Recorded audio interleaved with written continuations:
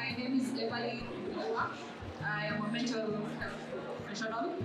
I am a counseling psychologist. I am also a mental health advocate, and I am the co-founder of Minds Evolve. It's a very digital space where we use visual art to advocate for mental health. That is in terms of photography, in terms of filmmaking, in terms of any form of art that really speaks of mental wellness. We embrace and welcome in our space. I've been doing this for quite a while, so the topic of workplace stress is very interesting. So let's get into it, because I'm sure a lot of us in the crowd have a lot to say about what we're going through in our work spaces, right? Yes. Yeah, so I look forward to having a conversation.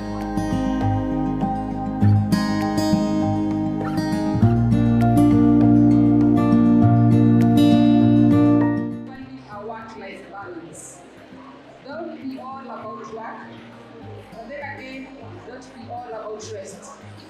So where do you strike a balance between the two? Right? So if you leave work at 5 and you walk out the door, you left work.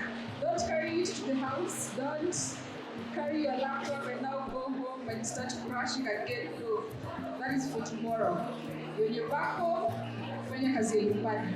I want to acknowledge that yes, power dynamics exist in the employer-employee relationship, but this does not mean that one is less than the other, or that one is insubordinate. It simply means that within that institution, you're operating at different levels. One is at a managerial position, and you are maybe, on the ground working. And that essentially leads me to my next point, which is on assertiveness. Because how do you prevent that power imbalance of maybe the manager is looking down on you too much, or there's too much pressure on you from the employer? Assertiveness. Assertiveness means stand firm in your decision. If your working hours are a certain time and after that you're off for work, I'm not saying don't be available for any emergencies that come up. I'm saying be firm and say these are my working hours. Outside of this, I have to focus on myself. That way, the manager understands that you've set your rules. If this is within the week which you're supposed to work, that is the time they're supposed to contact you. But when you don't voice it, or if you're not assertive with it, then the manager knows if they even call you at 10 p.m., you'll answer. And that essentially it's not bad, but it's good for your mental wellness. It's not. Because it means anytime there's a crash work to be done, you're the person to be called, because you've not set down your foot and said, outside of work, I need my own time. Now, she also asked about there being the employees not performing. So managers, find themselves at a difficult position because you have to speak out and say, perform here and there. You're the manager for a reason, right? It means you're at a position to guide those who are lower than you. You're at a position to ask for the best performance possible. Because like my colleague said, if you're an employer, you want productivity because you've put in resources, you've put in time, so you expect to gain some from your investment, right? So as a manager, if you have employees who are not performing, try and find out what's the reason. Try and get into what's causing all these employees to underperform, because there could be a problem in the systems. It could be that your policies are not favoring employees. They are not giving them an ample or a favorable working environment. So there is always an underlying cause as to why performance is not where it's expected. And if you get to the root of that, then it's easy to rectify. It's easy to give trainings. It's easy to take employees through workshops. This is how we improve productivity.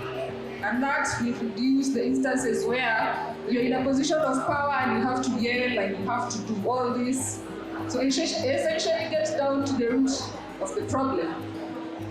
And maybe just to speak on something, I think that essentially burnout can be linked to the issue of job security, because I want to keep my job, right?